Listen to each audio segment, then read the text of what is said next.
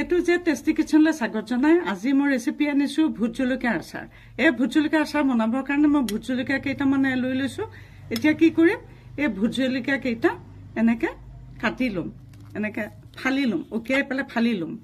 আপোনালোকে প্লিজ ভিডিঅ'টো পহিলাৰ পৰা শেষলৈকে চাব দেই, তেতিয়াহে ধৰিব পাৰিব।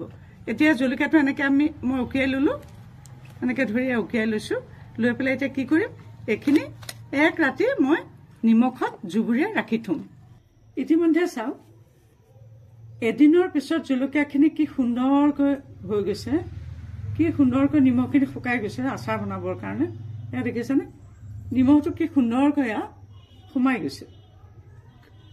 এতিয়া মই কি কৰিম, এই জলকীয়াখিনি ৰাতি ফেনৰ বতাহত এৰাতি শুকাবলৈ দিম। নাইবা আপোনালোকে কোমল ৰ'দ হলে 2 ঘণ্টা সময় অকণমান ৰ'দাই দিব পাৰে দেই। কেৱল ইয়াৰ ওপৰৰ পানীটো অকণমান টানিবৰ কাৰণে, অকণমান শুকাই যাবৰ কাৰণে। এতিয়া কেৰাহীটোতে অলপমান তেল দি দিলো, মাষ্টাৰ্ড অইল লৈছো, গেছটো জ্বলাই দিলো।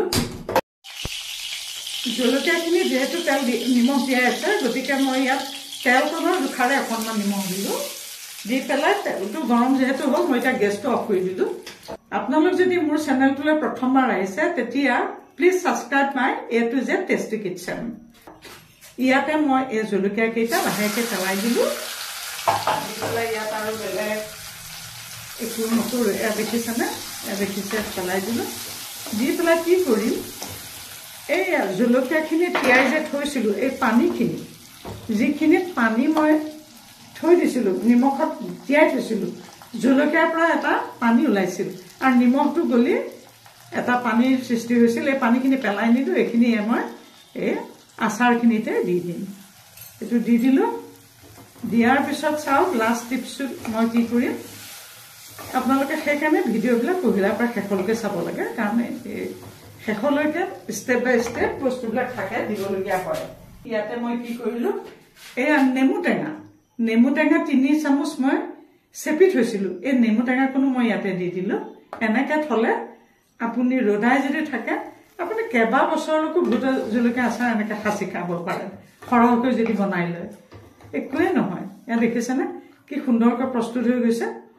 গতিকে এতিয়া এইখিনি অকণমান ঠাণ্ডা হ'ব লাগিব, ৰুম টেম্পাৰেচাৰলৈ নহালৈকে এইখিনি ঠাণ্ডা কৰিব লাগিব। যদি এতিয়া গৰমে গৰমে এইটো ভৰাই দিয়ে তেতিয়াহ'লে নষ্ট হৈ যাব বটলত। সেইকাৰণে ঠাণ্ডা হোৱাৰ পিছত ইয়াক এটা সুন্দৰ চিচাৰ বটলত ভৰাই থব লাগিব।